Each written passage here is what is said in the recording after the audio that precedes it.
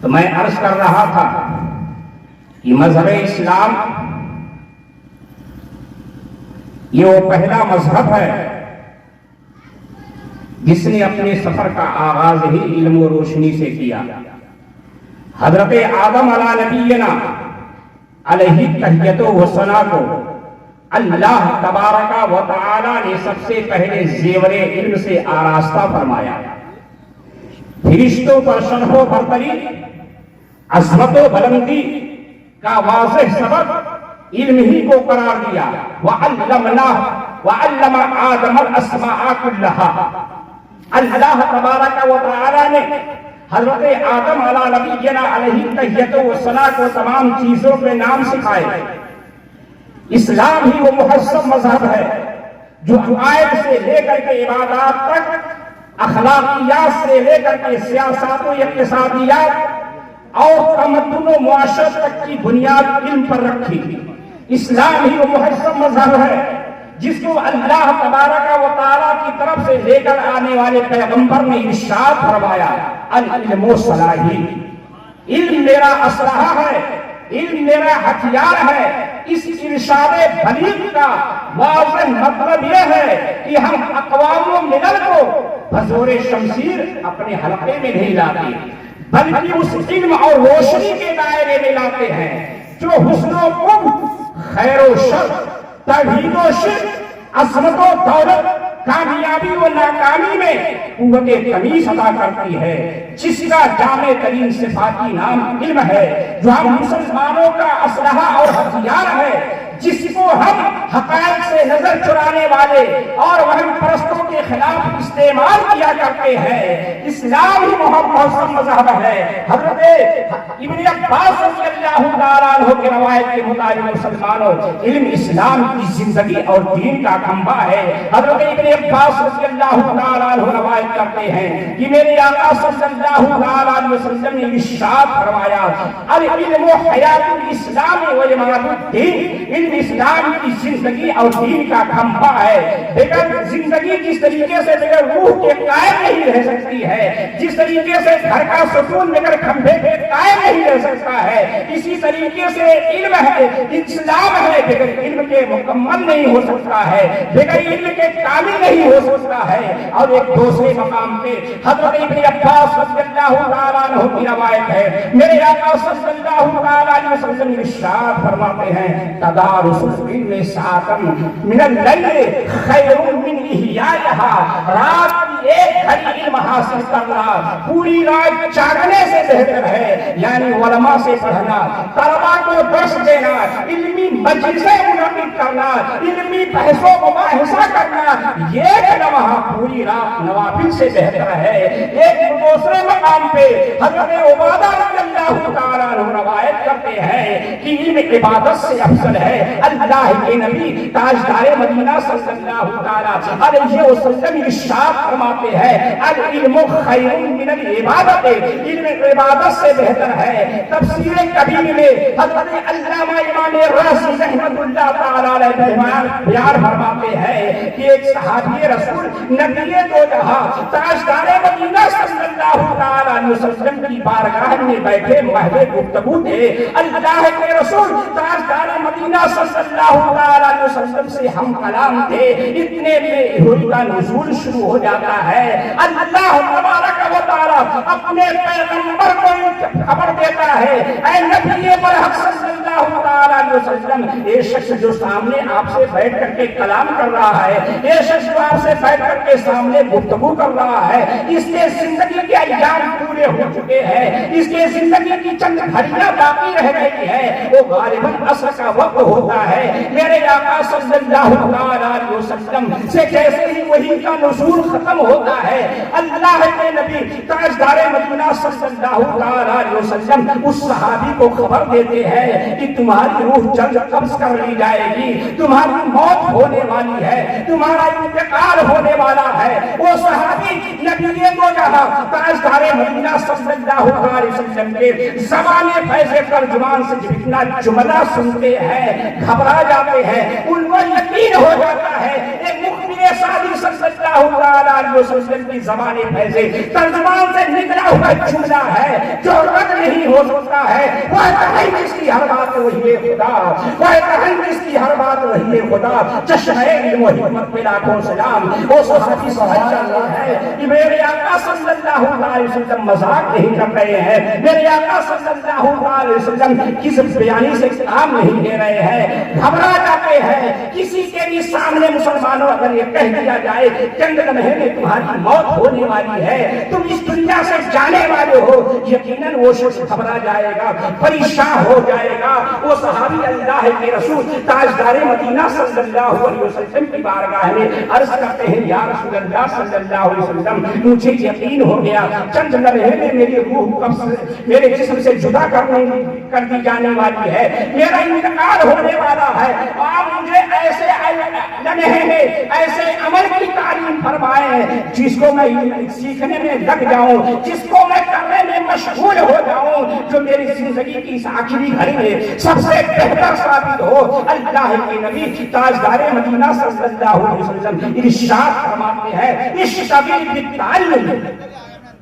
سبحان اللہ، میرے آقا صلی اللہ علیہ وسلم ارشاد فرماتے ہیں، اشتغل بالتعلم، علم حاصل کرنے میں لگ جاؤ، یہ تمہارے لیے سب سے بہترین دولت ہے، سب سے بہترین پونجی ہے۔ راوی بیان فرماتے ہیں کہ اگر علم سے بہتر کوئی اور چیز ہوتی، میرے آقا صلی اللہ علیہ وسلم اس صحابی کو اس سے کرنے کا حکم دیتے۔ پتہ چلا مسلمانوں، اس میں سب سے بڑی دولت ہے، یہ سب سے بڑی نعمت ہے، اسی کے تعلق سے حضرت عائشہ صدیقہ رضی اللہ تعالی عنہا روایت کرتی ہے، میرے آقا صلی اللہ تعالی علیہ وسلم ارشاد فرماتے ہیں، فضل فی علم خیر من فضل فی عبادت وملاک الدین والورع، یعنی علم کی زیادتی عبادت کی زیادتی سے بہتر ہے اور دین کی اصل پرہیزگاری ہے۔ ان ارشاد بلیغ کا مطلب یہ ہوا کہ علم کی زیادتی اگرچہ تھوڑی ہو، عبادت کی زیادتی اگرچہ بہتر ہو، مگر علم کی زیادتی اس سے بہتر ہے، اس سے بھاری ہے۔ آگے چلتے ہیں، حضرت ابو سعید خدری رضی اللہ تعالیٰ عنہ روایت کرتے ہیں، اللہ کے نبی تاجدار مدینہ صلی اللہ تعالیٰ علیہ وسلم ارشاد فرماتے ہیں، فضل العلم احب الی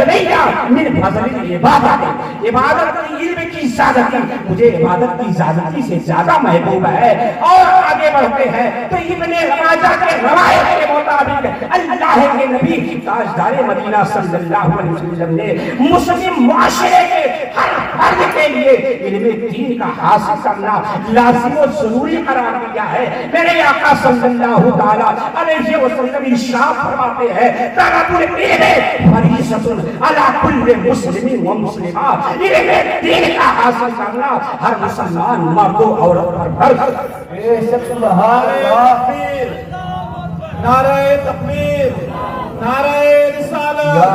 فریضۃ علی کل مسلم و مسلمہ، علم دین کا طلب کرنا ہر مسلمان و مرد و عورت پر فرض ہے۔ اس حدیث پاک میں یہ صراحت نہیں کہ کتنا علم حاصل کرنا فرض ہے، لیکن پھر بھی میری ناقص سمجھ کے مطابق جس سے حلت و حرمت میں تمیز ہو سکے، حلال و حرام میں امتیاز ہو سکے، اتنا علم حاصل کرنا مسلمان مرد ہو یا مسلمان عورت ہو اس کو سیکھنا ضروری اور لازم ہے۔ چنانچہ ملا علی قاری رحمت اللہ تعالی علیہ مرقات شرح مشکات میں ارشاد فرماتے ہیں، یہاں علم حاصل کرنا جن چیزوں کا ضروری ہے اس سے مراد مذہبی علم ہے، جس کا سیکھنا بندہ مومن کے لیے ضروری اور لازم ہے۔ جیسے بندہ مومن جب ایمان لے آئے تو خدا تعالیٰ کی وحدانیت کے سلسلے میں پہچان کرنا، اس کے رسول صلی اللہ تعالیٰ علیہ وسلم کی رسالت کی جانکاری حاصل کرنا، نماز کا وقت ہو جائے تو نماز کو ضروری مسائل کے ساتھ ادا کرنا،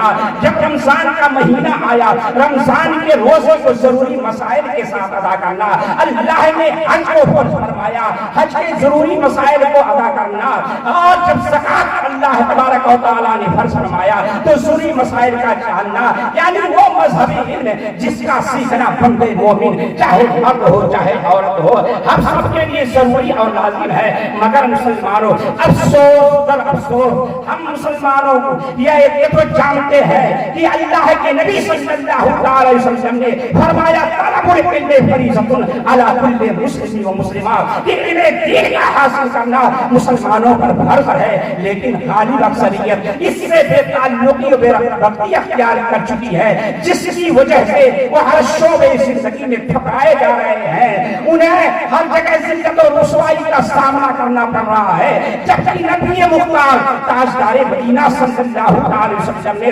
تعلیم سے رغبت واضح انداز میں ارشاد فرمایا۔ میرے آقا صلی اللہ علیہ وسلم ارشاد فرماتے ہیں اطلبوا العلم ولو کان بالصین، یہ لوگوں علم حاصل کرو اگرچہ تمہیں ملک چین جانا پڑے۔ اس حدیث پاک میں یہ نہیں مفہوم ہے کہ تم ملک چین جا کر کے تعلیم حاصل کرو، تم ملک چین جا کر کے علم حاصل کرو، بلکہ مسافت و دوری مراد ہے۔ اے لوگوں، تمہیں علم حاصل کرنے کے لیے کتنی مشقت کا سامنا کرنا پڑے، کتنی ہی دور دراز کا سفر کرنا پڑے، مگر اس کے لیے تو اپنے قدم کو پیچھے نہیں ہٹانا۔ آپ کو معلوم ہے عرب سے چین کتنا دور ہے، اس وقت جدید ذرائع کا انتظام نہیں تھا، ریل گاڑی، موٹر بس اور گھر کے ہوائی جہاز کا انتظام نہیں تھا، لوگ گھوڑے گدھے خچر کے ذریعے سفر کیا کرتے تھے، سفر مشکل کام تھا، لیکن اللہ کے نبی تاجدار مدینہ صلی اللہ علیہ وسلم کا ارشاد فرمانے کا مطلب یہ ہے کہ اگر لوگوں اگر علم حاصل کرنے کے لیے، اپنے مذہب کو حاصل کرنے کے لیے، اپنے دین کو حاصل کرنے کے لیے تم کو کتنی ہی دور کا سامنا کرنا پڑے، کتنی ہی مشقت کا اٹھانی پڑے، کتنی ہی پریشانیوں کا سامنا کرنا پڑے، تو اس کے لیے تم پیچھے قدم نہیں ہٹانا، بلکہ اپنے مذہب کو حاصل کرنے کے لیے کشمیر سے اگر راجستھان جانا پڑے، کشمیر سے اگر یوپی جانا پڑے، تو اپنے مذہب کو حاصل کر کے رہنا، علم دین کو حاصل کرنا، یہ جو تمہارے لیے لازم و ضروری ہے۔ مگر مسلمانوں، آج دور جانا تو درکنار، تقریباً ہر محلے میں، ہر قریے میں، ہر بستی میں، ہر شہر میں مدارس و مکاتب موجود ہیں، مگر ہمارا حال یہ ہے اپنے بچوں کو دولت و ثروت کمانے کے لیے لاکھوں میل دور بھیج دیتے ہیں، مگر علم جس کا حاصل کرنا ضروری اور لازم ہے، اس کے حصول کے لیے گھر سے دو قدم باہر نکالنے کے لیے تیار ہوتے ہیں۔ جبکہ علم میں دولت بھی ہے، لذت بھی، ثروت بھی، علم میں دولت بھی ہے، لذت بھی، قوت بھی، ایک مشکل ہے کہ ہاتھ آتا نہیں اپنا چراغ۔ حضرات، قرآن و حدیث کی روشنی میں اچھی طریقے سے واضح ہو گیا کہ ایک بندے مومن مرد و عورت کے لیے کس قدر مذہبی علم کا حاصل کرنا ضروری اور لازم ہے۔ اب آئیے باب العلم مولائے کائنات مولا علی کرم اللہ تعالیٰ وجہ الکریم کی بارگاہ میں حاضر ہیں، ان سے دریافت کریں جن کے بارے میں میرے آقا صلی اللہ علیہ وسلم نے ارشاد فرمایا انا مدینۃ العلم وعلی بابھا، میں علم کا شہر ہوں اور علی اس کے دروازے ہیں۔ مولا کائنات سے پوچھتے ہیں اے مولا کائنات، مولا علی کرم اللہ تعالیٰ وجہ الکریم، آپ ہی بتائیں علم کے بارے میں آپ کی نظریات کیا ہے، آپ کے علم کے بارے میں آپ کے خیال کیا ہے؟ تو مولا کائنات کی بارگاہ سے آواز آئے گی، اے علم کے بارے میں مجھ سے پوچھنے والے، اے علم کے بارے میں مجھ سے سوال کرنے والے، اگر دنیا کی دولت و ثروت کو ایک طرف رکھ دو اور علم کو ایک طرف رکھ دو تو میں علم ہی کو ترجیح دوں گا۔ رضینا قسمت الجبار فینا، رضینا قسمت الجبار فینا، لنا علم الجوہر مالک، وَإِنَّ مَالَ يَبْنَى الْقَرِيبِينَ وَإِنَّ الْعِبَادَ بَاقِي لَا يَزَالُونَ۔ ہم خداوند قدوس کی تقسیم سے راضی ہیں کہ ہمارے لیے مال ہے اور جاہلوں کے لیے دولت و ثروت ہے۔ مال عنقریب فنا ہو جائے گا، لیکن علم قطعی طور سے فنا نہیں ہوگا، باقی رہے گا، حتیٰ کہ مرنے کے بعد تمہارے ساتھ جائے گا۔ اسی لیے تو اللہ کے رسول تاجدار مدینہ صلی اللہ علیہ وسلم ارشاد فرماتے ہیں اذا مات الانسان انقطع عنہ عمله الا من ثلاث، جب انسان کا انتقال ہو جاتا ہے اس کے سارے اعمال ختم ہو جاتے ہیں، مگر تین چیزیں ایسی ہیں جو مرنے کے بعد اس کے ساتھ جاتی ہیں، الا من صدقۃ جاریہ او علم ينتفع به او ولد صالح يدعو له۔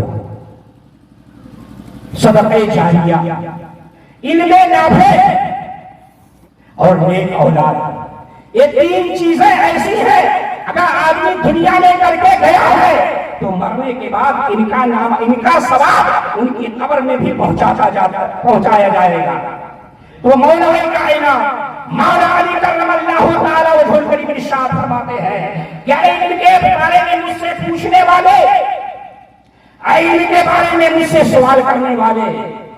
اگرچہ میں ظاہر غریب ہوں،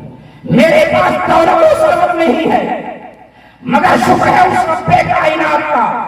یہ احسان ہے اس رب عظیم کا جس نے لفظ کل سے اس کائنات کو نصف سے حس اور عدم سے وجود بخشا۔ اس نے ہمارے حصے میں علم عطا فرمایا اور جاہلوں کے حصے میں دولت و ثروت عطا فرمایا، جس کو کبھی ختم ہونا نہیں ہے۔ علم ایسی دولت ہے جس کو کسی خطر کا بھی ختم ہونا نہیں ہے، لیکن علم ایسی دولت ہے اور مال ایسی دولت ہے جو کبھی نہ کبھی ختم ہو جائے گی۔ آج دنیا میں جس کے والدین کا انتقال ہو جاتا ہے لوگ اسے یتیم کہتے ہیں، مگر حضرت علی کرم اللہ تعالی وجہ الکریم کے قول سبھی کو ملاحظہ فرمائے، آج ارشاد فرماتے ہیں لیس الجمال بأثواب تزیننا، لیس الجمال بأثواب تزیننا ان الجمال جمال العلم والادب، لیس الیتیم قد مات والدہ ان الیتیم یتیم العلم والادب۔ خوبصورتی کپڑے کی خوبصورتی نہیں ہے، مہنگے سے مہنگے،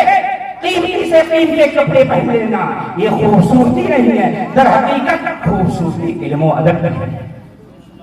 یتیم وہ شخص نہیں ہے جس کے والدین انتقال کر جائیں، در حقیقت یتیم وہ شخص ہے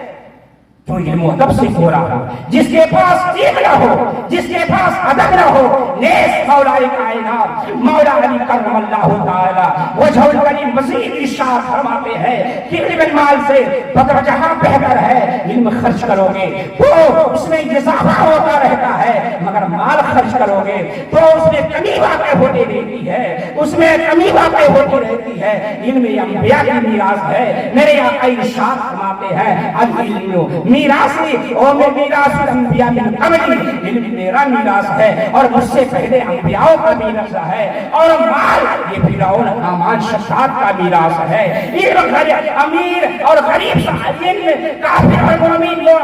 مال کافر اور مومن سب کے پاس ہوتا ہے، مگر علم نافع صرف مومن کا حصہ ہے۔ مال دنیا میں ختم ہو جائے گا مگر علم نافع قیامت میں ساتھ جائے گا۔ مالدار کا ہر شخص محتاج نہیں ہوتا ہے، لیکن صاحب علم کا ہر شخص محتاج ہوتا ہے۔ مال کل قیامت کے دن پلسراج سے گزرتے وقت موضوع ذوق ثابت ہوگا، جبکہ علم کل قیامت کے دن گزرتے وقت موضوع رہنما ثابت ہوگا۔ لہذا مسلمانوں صرف کہنے اور سننے پر اکتفا نہ کریں، بلکہ ضروری ہے کہ عملی میدان میں اتریں،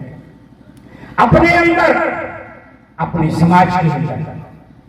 اپنی اولاد کے اندر، اپنے خاندان کے اندر، گھر گھر کے ہر فرد کو علم جیسی لازوال دولت سے مزین کریں اور لوگوں کو ذہن دیں کہ العلم نور والجہل ظلم، علم روشنی ہے اور جہالت تاریکی ہے۔ بغیر علم کے نہ تو خدا مل سکتا ہے، نہ اس کے رسول صلی اللہ تعالی علیہ وسلم کی صحیح معرفت ہو سکتی ہے، نہ زندگی گزارنے کا صحیح طریقہ حاصل ہو سکتا ہے۔ زندگی کچھ اور شے ہے، علم ہے کچھ اور شے۔ زندگی کچھ اور شے ہے، علم ہے کچھ اور شے۔ زندگی سوزے جگر ہے، علم ہے سوزے دماغ۔ لہذا مسلمانوں اپنے اندر، اپنے سماج کے اندر علم کا چراغ روشن کریں۔ آج وہ والدین نہایت خوش نصیب ہیں جنہوں نے اپنی آغوش محبت سے اپنی اولاد کو چھوڑا کر کے مدرسہ غوثیہ وحیدیہ رحمانیہ کے اس گراؤنڈ میں داخل کیا، جہاں کے اساتذہ اپنا پورے جگر پلا کر کے ان بچوں کو ہیرے کی طرح سنوار رہے ہیں۔ وہ والدین یقیناً خوش نصیب ہیں جو اپنی اولاد کو